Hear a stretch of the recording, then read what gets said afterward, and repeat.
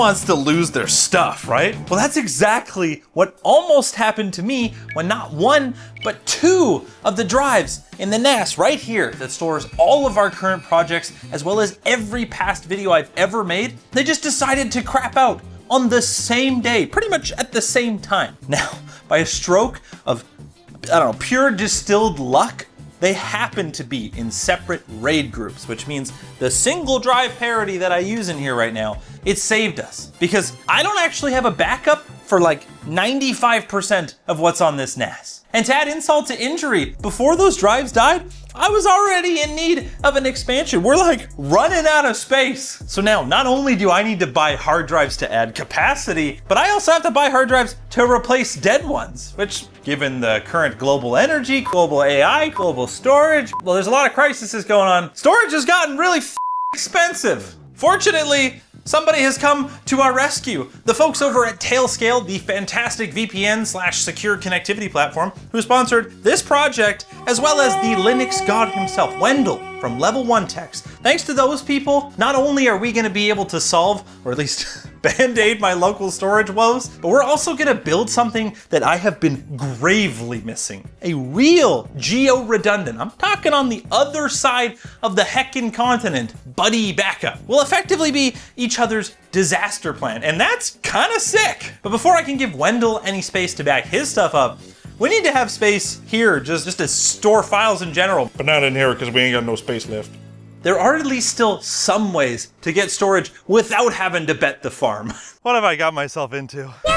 I'm talking about used and recertified hard drives. But before you scream in horror, I promise you, there's a way that you can hedge this bet a little bit in your favor. You see, I got these 18 terabyte Seagate Exos SAS hard drives from Server Parts Deals. I'll have a link down in the description. Thanks to those guys for sending these over. These might have 30,000 hours on them, but they come with a 2-year warranty. So if there's a problem, they're gonna replace them for you. And at a price of around 350 USD. I can't believe that I'm saying this. That's still in the neighborhood of like 30 to 60% cheaper than you can buy hard drives like this new right now. So you know what? I'll take it. And if you're crafty, you can even find better deals, albeit usually without a warranty. I got these 6 drives from another seller on eBay. That's a good way to internationally ship sensitive hard drives. I'm sure they're all gonna work perfectly fine. 16 terabyte Exos, very nice. These ones are at least new though, so if they are damaged, it's even worse. But whatever you do, you wanna make sure that you actually test the drives so that if there's problems with them, sit your bum down, fluffy boy, sit. You can actually take advantage of eBay's fantastic buyer protections and maybe get your money back. You can also look for new recertified drives from Seagate and WD. Those are drives that, as far as I'm aware, are usually decommissioned data center drives that have then been tested, repaired if needed, reset, and relabeled for resale. And again, there's a warranty there, so as long as you use decent parity protection, maybe a little better than I've been using, it can be a great way to save some money during these terrible, terrible bit-starved times. So why don't we test mine? Perfect. I'm gonna clean this thing anyways because, Pool update. It's kind of worse. Do you think he's gonna strike at us? Look at him go. Holy. He's speedy. Very demure. How did this get so overgrown?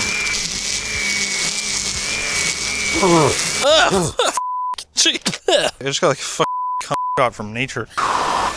What was I doing again? Oh yeah, right. Many deaths later. That's where this JBOD comes into play. It's just a place for you to store a bunch of disks. Just a bunch of disks. So no computer inside here, but that's actually intentional because this box, it's meant to hold drives for another computer, like maybe my NAS. You just slap one of these HBAs into your computer. I'm using this LSI 930516E, good for 16 channels of SAS, into your system, and boom, you've got, well, 16 or 24 with an expander like this, 60, maybe even 90 more bays for all the SAS hard drives you shouldn't buy because they're so expensive right now.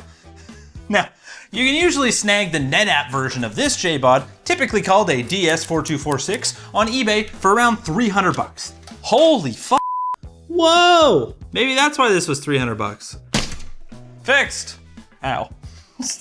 This one just happens to be like a branded one by not a very nice company, but it's what was available on Canadian eBay, and it's essentially the exact same thing. Just try to make sure that if you do buy one, that it has all the trays. Mine has what looks like some, but they're actually just filler trays. They're not even ones that work because we like manufacturing e-waste. I mean, I get it. It's meant to block the front so the airflow is not terrible, but fear not, because I 3D printed some. It might have been a good idea to not print these in draft quality. You take the tray and you just slide it on. What? Why are they so long? Oh my God, they're all useless. We like manufacturing e-waste. Maybe for now, I could just make this a later Jake problem. I hate that guy. Oh man, look how mint that is. Ha ha, perfecto. Definitely gonna work, no problem. Boom. Whoa. Minisforum MSO2 Ultra. My NAS doesn't actually have any more available PCIe slots, so it's not really going to be taking part in this project for now. Get subscribed so you don't miss whatever ominous thing I'm talking about. Petabyte. The nice thing about this thing is, despite its size, it packs a serious punch. It's got space for multiple caching SSDs. It's got a 25 gig NIC in the back, and heck, 24 CPU cores for calculating parity and doing other shenanigans that we're gonna be doing. Like maybe some VPN traffic encryption, but with Tailscale? Can you tell I bought this on eBay? Because it didn't come with the bracket. Buyer beware, check for that if you need a low profile bracket. But for now, we're stuffing this in here. We're raw dogging her. It's even secured in there now. That's perfect. You can tell. Now all that's left is to connect it with these mini SAS HD external cables. If you ended up picking up a NetApp JBOD that's an older version, you might end up with QSFP connections on the back of it. In that case, you need to get a mini SAS to QSFP adapter cable to connect your HBA to your JBOD. It's also worth noting that since this one uses IOM 12 controllers, which run at SAS 12 gigabit, if you want to use SATA drives, you would need to use interposers, which I don't even think that this Oracle chassis supports, but the NetApp ones do. But if your JBOD has IOM 6 or IOM 3 controllers, you should be okay to just run SATA drives in it directly. I'm not 100% sure on which port we're supposed to plug into on this one. I'm kind of thinking 0 makes sense. The second power supply doesn't work. Why isn't it working? See that? I gotta go check the eBay pictures because I don't remember seeing a giant dent in the thing. Maybe I have to use that eBay buyer protection after all, One true NAS install later. Hey, there you go. We've got 6 16 terabytes and 6 18 terabytes. There's even 2 4 terabyte Sabrent Rocket 4s and an 8 terabyte Sabrent Rocket 4 that I left in there from a previous project, so that's cool. We can use those as cache SSDs. What should we name it? We'll call it the Fixer, solving my problems. And then for the configuration of our pool, since this is TrueNAS, we're gonna be using ZFS. It's fantastic, incredibly resilient, super performant. It's basically, you know, the bee's knees, everything you could want. In my perfect world, I would maybe have a few more drives so that I could make the VDEVs that are essentially little RAID groups within our overall storage pool a bit bigger, maybe 10 wide, for instance, but I don't. So I'm gonna go with the exact same setup that I have in my current NAS, which is 6 wide. And honestly, it kind of works out with the drives we have. We'll have a 6 wide of 16 terabytes, and then you'll see a 6 wide of 18 terabytes. And that looks like we're gonna have another 150 terabytes of storage we can play around with. Sweet. A spare, we don't need that where we're going. I saw like drives are just gonna die. And then I'm gonna add a cache SSD since we have it. Might as well set an 8 terabyte to hold a bunch of extra data that it spills out of the RAM cache that ZFS uses. Why not, right? Then we'll make a data set to test with. We'll call it test. Give ourselves permission to it. User Jake. 148 TB, woohoo! And let's see if this works. Beautiful, beautiful. Look at that, look at that. We got test, copy of file.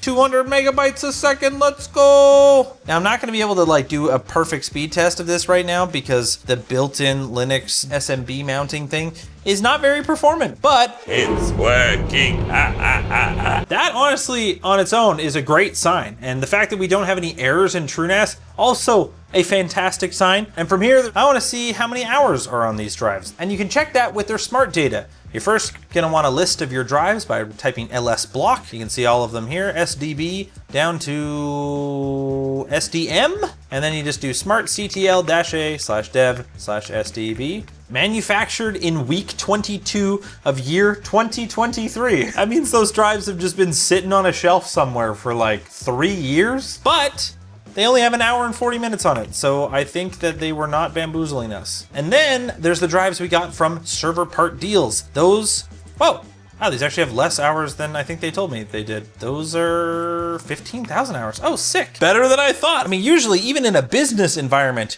you could probably say that they'll last at least 5 years before you might want to think about replacing them.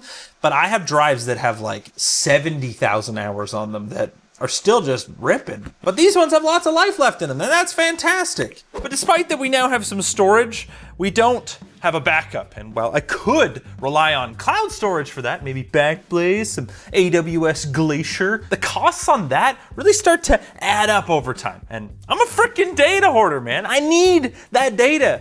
And so do my data hoarder friends. So what better way to satiate both of our desires for data than to back up our data to each other? That way, we have double data, a heckin' buddy backup, powered by Tailscale. It's really the star of the show here because it's going to allow us to connect our storage servers, which are on the other side of the continent from each other, like they're in the same room. Fully encrypted, super fast, and it's easy. You just have to make an account on tailscale.com, which is free. No credit card required. You just make the account. You can even use it for your small business if you've got 6 users or less. It's kind of insane, to be honest. If you're not familiar with Tailscale, by the way, it's basically tunneling a private internet connection from me to him in a way that doesn't require port forwarding on either of our sides, and it's encrypting everything. It's just like a VPN, but it's so much easier to set up. But for our setup, it's pretty basic. We're just connecting 2 computers at either end directly to each other, and that is like a default supported use case here. But if you wanted to, you could use them for things like maybe sharing devices on your local network. Like, I don't know, a Jellyfin server. You want to share your media outside of your network in a secure manner? This is a way you can do it. You can even just expose your entire home network to, say, your phone, your laptop, whatever, for work. Secure access to your work's network. Boom, Tailscale servers, everything like that. It can do it. Now, we just need to get a Wendell. Hi! Greetings! Despite the fact that me and Wendell, I would like to think are friends, and I would say I would trust Wendell. It's generally best to operate on a principle of least access, right? We can agree on this? Yes, absolutely. We just want to share storage space for backups without giving the other person access to our entire machine. And we can do that. ZFS even has this really cool zoning feature that allows you to grant a container access to a single data set, which would be kind of perfect. That's separation on an OS and a data level, but that feature, it's a little bit primitive right now. And to get that to work, you'd need to DIY some scripts, exactly the sort of thing that Wendell would love to do, and why you should check out his channel, because I guarantee you he's gonna have a video talking about exactly that. But for the purposes of making this something that even a low headache tier enthusiast would want to do, we're gonna do it with a VM instead of a container, since that just works without fussing about. I mean, there's gonna be a little bit of fussing about. It's a turducken of ZFS. We're going to have a ZFS volume, and then inside the ZFS volume, we're going to put another data set. Except that data set is managed by Jake, and the volume is managed by me. It's gonna work great, I guarantee it. It's a sin against mankind, but it's okay. Look, the point is it keeps our top secret host system separate from what our buddy gets access to. And to do so, we're gonna install TrueNAS VM. So I will have TrueNAS running inside of TrueNAS. And then what are you running? You running Proxmox? Yeah, it's Proxmox, so you get a little TrueNAS VM for your volume. Honestly, TrueNAS inside of Proxmox makes a little bit more sense, but I didn't think this far ahead beforehand about the fact that it was going to be TrueNASception. So we're just going to live here now. And once those are up and running, we can each create a ZFS volume on our host with an amount of space we want to share. How much space are we sharing? I think it's 50 or 75 terabytes, something in that neighborhood. I don't know if I want to give you that many terabytes. Okay. I mean, space is really, really expensive these days. Did I tell you I just bought a couple petabytes? Yes, yeah. That's exciting. It's hard to find a good deal, but you found a good deal. Wendell made a connection. I also rated the same good deal. We bought some petabytes. Get subscribed so you don't miss that. Then we add our volume to the VM, create a single drive pool within the TrueNAS GUI. Boom, 50 terabytes.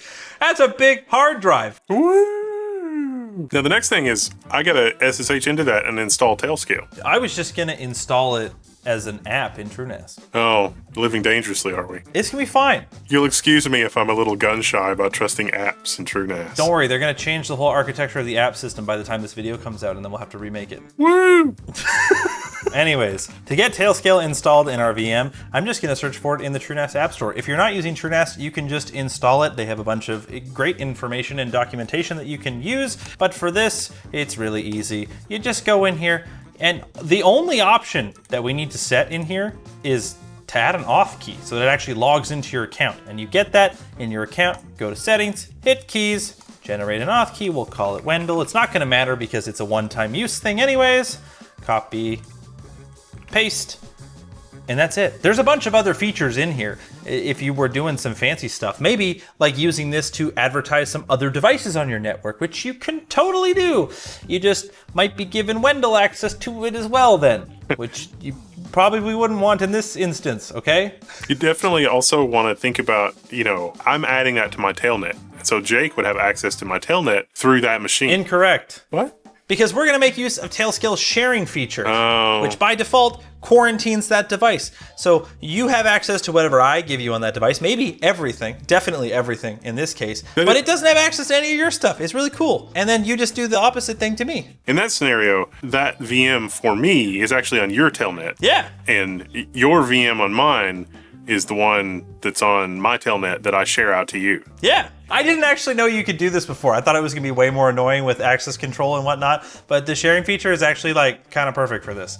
Oh, shared out, look at that. Your machine has been shared out with one user outside your network. Cool. Oh, it's loading the GUI. Uptime, 13 minutes. Woo! It's all good. The really mind-blowing thing about this too is that if you're on carrier-grade NAT, like Starlink or something like that, where you literally don't have a public IP address, they have their own universal plug-and-play like thing, and Tailscale can actually punch a direct connection through that in that scenario. And then you get actually good speeds. They have one of the best write-ups on the internet for how NAT works and the algorithms for figuring out how a port should be forwarded. Can you send me some of your data now?